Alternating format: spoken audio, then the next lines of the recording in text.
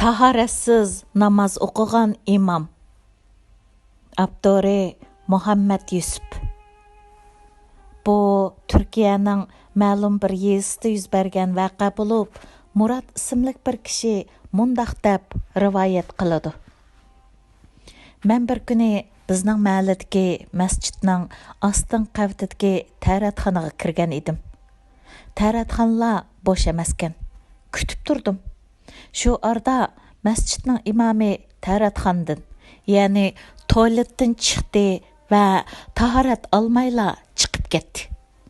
Men hayron qoldim. Ichimda bu masjidning buningdan boshqa tahorat oldigan yeri bo'lmasa, bu imom tahorat olmayla chiqib ketdi-ku. To'xta, orqasida bir marab baqay dedim-da, imomning orqasidan mangdim. İmam o'tdul mihrobga o'tdi va namozni boshladi.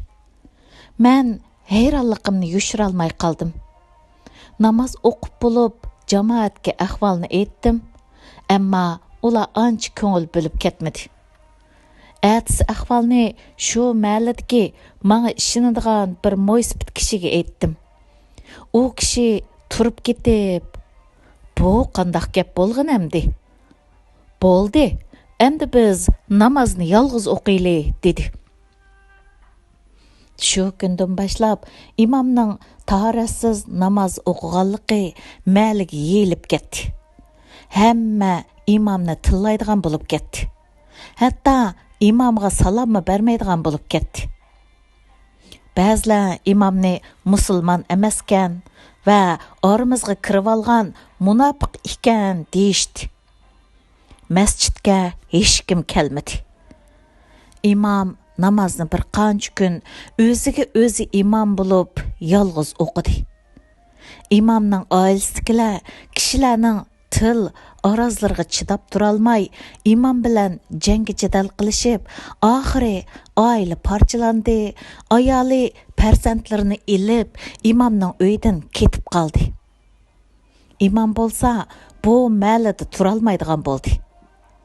Shuning bilan u qayoqqadir ketib qoldi. Oradan 2 yil o'tdi. Men haramga umriga borgan edim. U yerda havo almashqanlikdan qattiq zukamdab og'rib ketdim va Turkiyaga saqiyolmasdan qaytdim. Mahallada davolanishni boshlab, har kuni o'qul soldirishga boshladim. Bir kuni o'qul soldirib bo'lib, badanimga qon yuqqanmidi degan gumon bilan shu doktorxonaning tahoratxonasiga kirdim.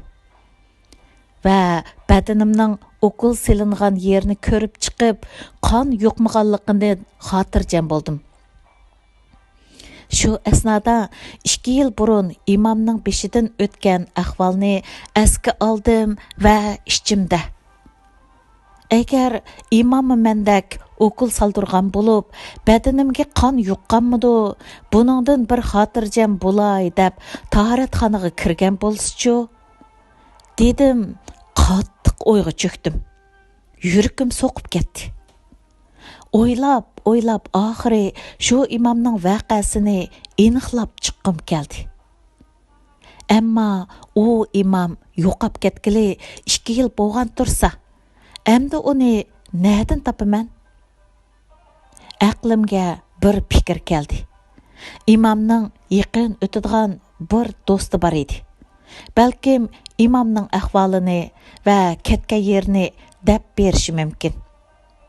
Men shularni xiyol qilib, oxiri imomning heliqi do'stining yeniga bordim. U kishi meni nihoyat xushxo'ylik bilan kutib oldi va talabimga asosan imomning ahvolini deb berdi. Imom uningga 2 yil burun mundaq deb bergan ekan. Men o'qul soldirgan edim. Qon chiqib, tahoratim buzildimi yoki buzilmadimi? Buni bilish uchun masjidning tahoratxonasiga kirib qarab baqdim. Tahoratim buzilmabdi. Shuning bilan masjidga kirib ketdim va namozni tamomladik. Shu kundan boshlab jamoat meni tahoratsiz namoz o'qigan imom deb yeklashga va söküşke başladı. Yoki ulardan birərsi aldımğa kelib, bu qandaq ahval deb so'ramadi. Bu sababdan oilamni buzildi. Endi men bu yezida turolmaydigan ahvolga kelib qoldim. Şoňa men Iroq tarafga ketaman. Ben bu gaplarni anglagandan keyin osmon ustimga yiqilgan bo'lib ketdim.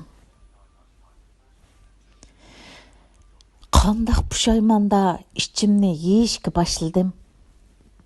Kunlarim g'amkinlik va hasrat, nadomat bilan o'tadigan bo'ldi.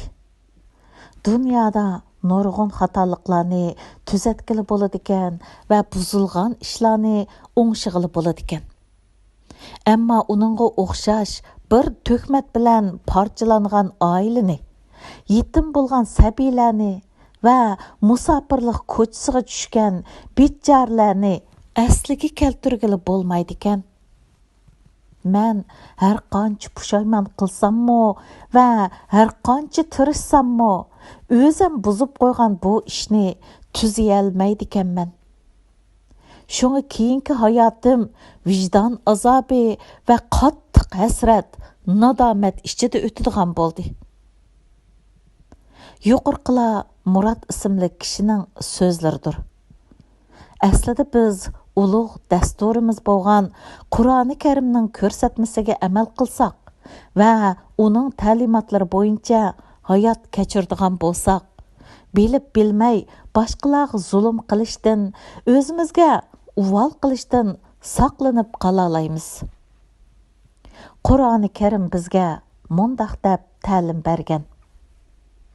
Biror xabar, agar sizlarga biror fosiq odam biror xabar elib kelsa, ya'ni ishning tegi-taktini bilmasdan biror qavmga yomonlik qilib qo'yib, qilmishinglardan pushaymon qilib qolmasliginglar uchun u xabarni aniqlab ko'ringlar.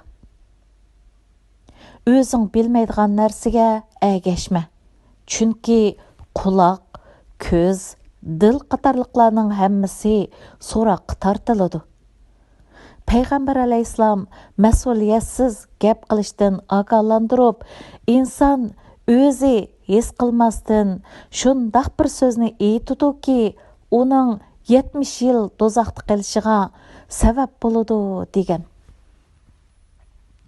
Gunohsiz kishilarni qaralash, ularni tirik turg'izib o'ltirganga o'xshash bo'lib, bu qarlang'uvchilarga oqibatini tasavvur qilib bo'lg'isiz ruhiy azobni, chidg'usiz hasrat, nadomatni elib keladi. Qaram bir saxtpaz aytgan, bir qitimliq yolg'ondan kelib chiqadigan ziyonning doirasi kengaygan siri uning Allohning va xalqning nazirdagi jinoyati hassalab oshidi.